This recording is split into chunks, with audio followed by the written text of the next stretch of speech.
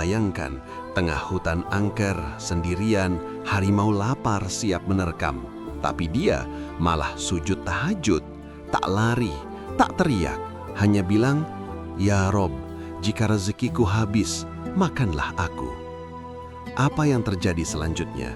Mukjizat Allah yang bikin harimau kabur ketakutan. Ini kisah nyata Abdullah si petani miskin, rahasia tahajud yang kalahkan binatang buas. Tonton sampai akhir, janji tahajud malam ini di komen, like dan subscribe sekarang. Di sebuah desa kecil di lereng Gunung Merapi, jauh dari hiruk-pikuk kota yang penuh godaan duniawi, hiduplah seorang pria sederhana bernama Abdullah. Ia hanyalah petani miskin. Sawahnya tak lebih dari sepetak tanah gersang yang bergantung pada rahmat hujan. Rumahnya reyot, atapnya bocor saat musim penghujan, dan rezekinya pas-pasan untuk makan sehari-hari. Tapi Abdullah kaya iman, sebuah kekayaan yang tak ternilai oleh emas atau perak. Ia bukan ulama besar dengan ribuan pengikut, bukan pula pemilik kedudukan tinggi di masjid desa. Yang membuatnya istimewa hanyalah satu, kerajinannya dalam sholat tahajud, sholat malam yang menjadi senjata rahasianya melawan godaan syaiton. Setiap malam, tepat saat dunia masih diselimuti kegelapan pekat dan ayam jantan pun belum berkokok, Abdullah bangun dari tidurnya yang singkat. Ia berwudu dengan air dingin dari sumur belakang, meski angin malam menusuk tulang. Di atas sajadah usang yang telah menyerap air matanya bertahun-tahun, ia sujud panjang. Air matanya mengalir deras seperti sungai deras di musim hujan, membasahi ubin dingin. "Ya Rob, ampunilah dosa-dosaku yang sebergunung ini," gumamnya dalam doa panjangnya. "Berkahilah rezekiku yang halal, jadikanlah ia cukup untuk keluargaku. Dan ya Rob, selamatkanlah aku dan orang tuaku dari api neraka yang menyala-nyala. Jadikanlah malam ini sebagai penyelamatku di akhirat kelak." Warga desa tahu betul siapa Abdullah. Mereka memanggilnya ahli tahajud yang tak pernah absen, bahkan di malam-malam musim hujan deras ketika petir menyambar langit dan banjir menggenangi jalan setapak. Anak-anak desa sering mengintip dari celah jendela, melihat siluet Abdullah yang bergoyang dalam ruku dan sujud, seolah bumi pun ikut bergetar bersama doanya. Para tetangga iri sekaligus kagum. "Itulah hamba soleh sesungguhnya," bisik mereka. "Bukan yang banyak bicara, tapi yang banyak beramal di balik kegelapan." Namun suatu malam, ujian terbesar datang mengguncang hidupnya seperti gempa yang merobohkan gunung. Musim kemarau panjang melanda desa. Sawah Abdullah kering kerontang, tanamannya layu tak berbuah. Hutang menumpuk pada pedagang desa yang kejam, dan kelaparan mengintai keluarganya yang terdiri dari istri setia dan 3 anak kecil. Suatu hari, tetangga licik bernama Haji Karim, seorang pemilik sawah luas yang rakus, datang dengan tawaran licik. "Jual sawahmu padaku, Abdullah, atau besok aku sita hutangmu." Haji Karim tertawa sinis, mata hijaunya penuh iri pada ketakwaan Abdullah yang membuatnya malu atas kekikiran dirinya sendiri. Abdullah terduduk lemas di teras rumah, hatinya hancur. "Ya Rob, ujian ini terlalu berat. Apakah tahajudku sia-sia?" Malam itu, untuk pertama kalinya, ia hampir menyerah. Tapi suara azan subuh bergema dari masjid jauh, membangunkan jiwanya. Ia bangun lagi, wudu, dan sujud lebih dalam. "Ya Rob, seperti yang Engkau firmankan dalam Al-Quran, sesungguhnya kami akan menguji kamu dengan sedikit ketakutan, kelaparan, kekurangan harta, jiwa, dan buah-buahan, dan berikanlah berita gembira kepada orang-orang yang sabar."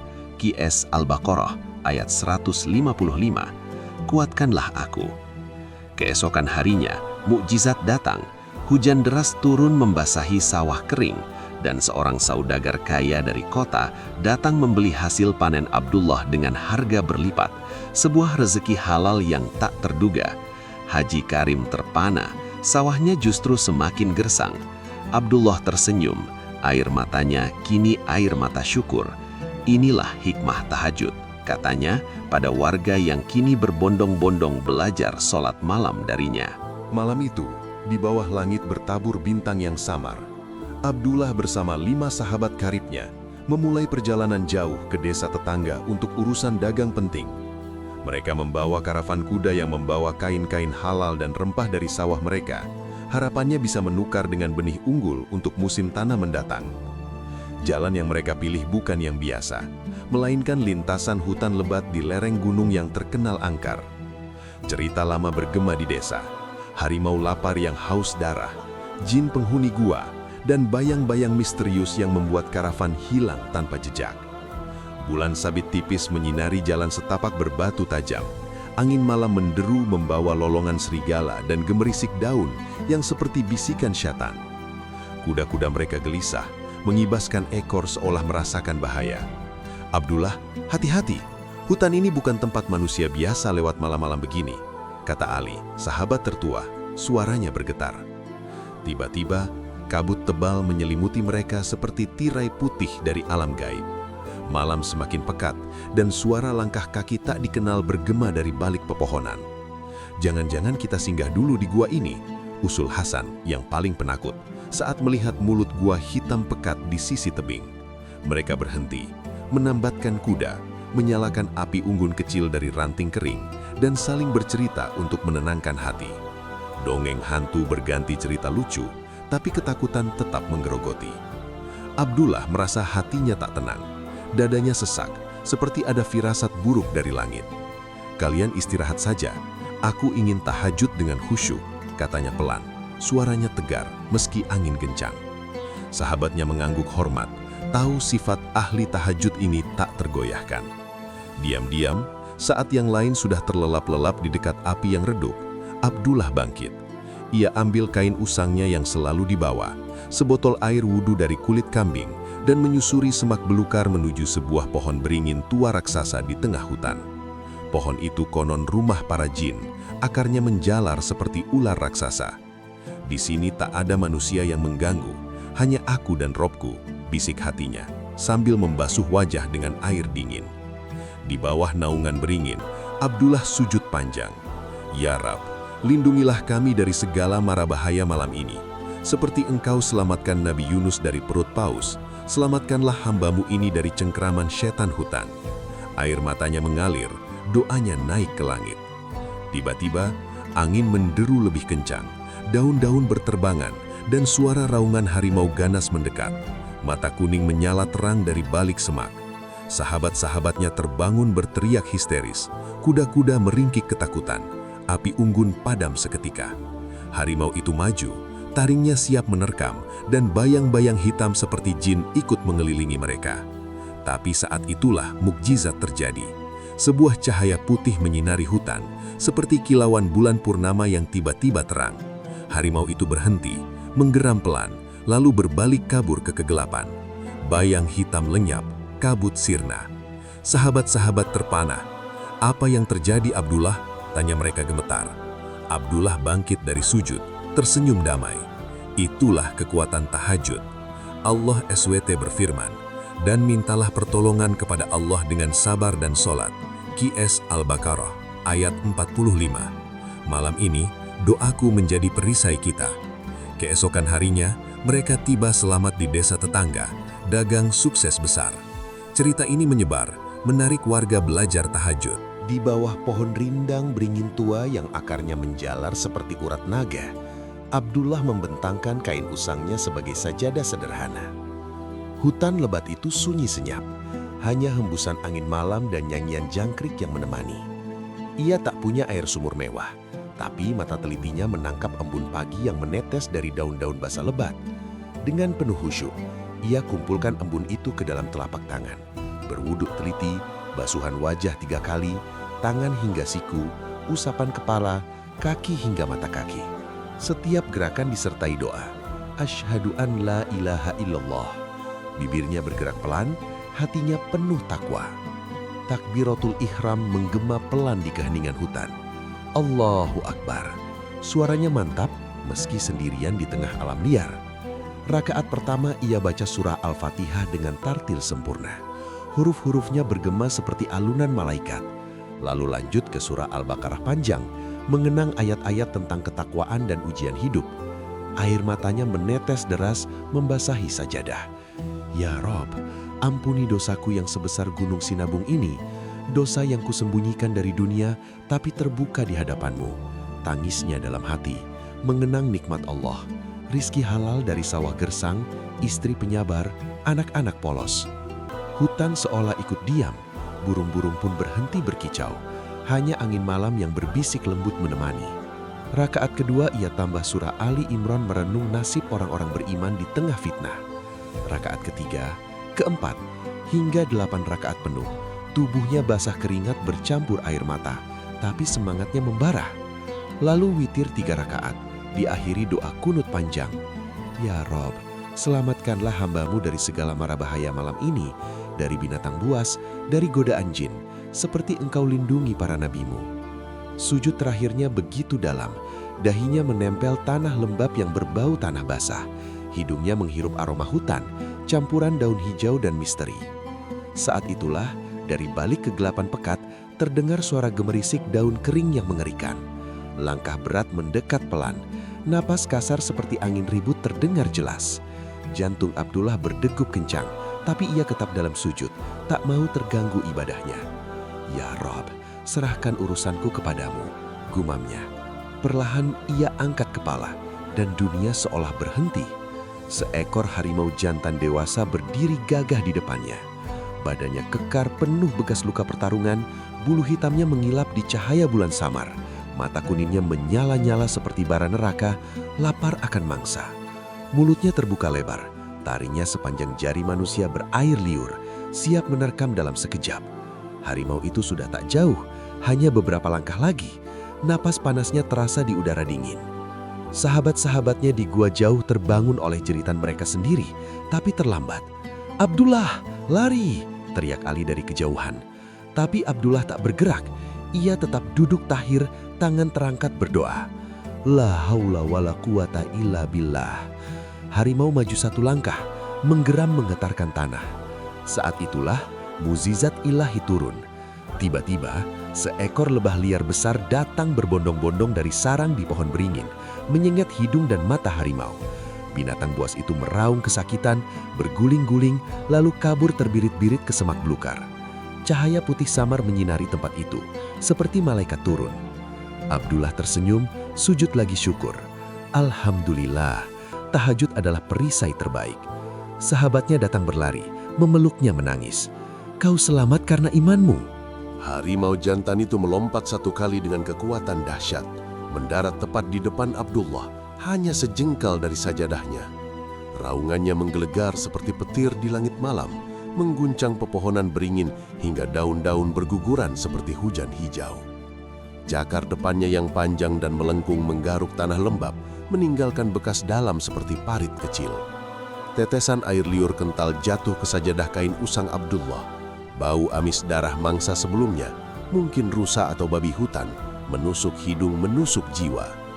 Tubuh Abdullah kaku seperti patung, bulu kuduknya berdiri tegak, darahnya seolah membeku di pembuluh.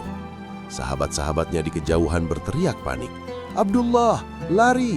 Allahu Akbar!" Tapi suara mereka tenggelam dalam gemuruh hutan. Tapi hatinya tetap tenang, seperti danau di pagi buta. Bukan seperti orang biasa yang akan berteriak histeris, lari sambil terjatuh berguling, atau memohon secara nekat, "Ya Allah, selamatkan aku dari binatang buas ini." Tidak, Abdullah tatap lurus ke mata kuning menyala harimau itu, seolah melihat seekor kucing liar kecil yang haus susu.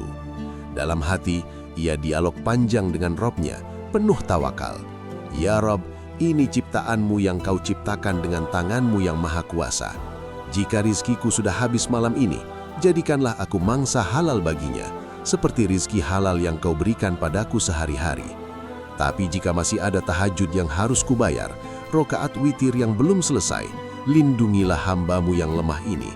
Seperti engkau selamatkan Nabi Ibrahim dari api, selamatkanlah aku dari api naluri buas ini." Suaranya keluar mantap, tak selembayar daun, lantang di tengah keheningan mencekam. "Wahai makhluk Allah, engkau lapar ya, perutmu keroncongan di malam gelap ini. Jika Tuhanmu yang maha pengatur izinkan kau makan aku malam ini, lakukanlah dengan nikmatnya. Tapi tolonglah, Jangan ganggu ibadahku kepadanya. Biarkan aku selesaikan sujud tawakal ini. Biarkan doaku naik ke arsy." Harimau itu mendekat lagi. Hidung basahnya hampir menyentuh wajah Abdullah. Nafas panasnya membakar kulit. Ia aum sekali lagi.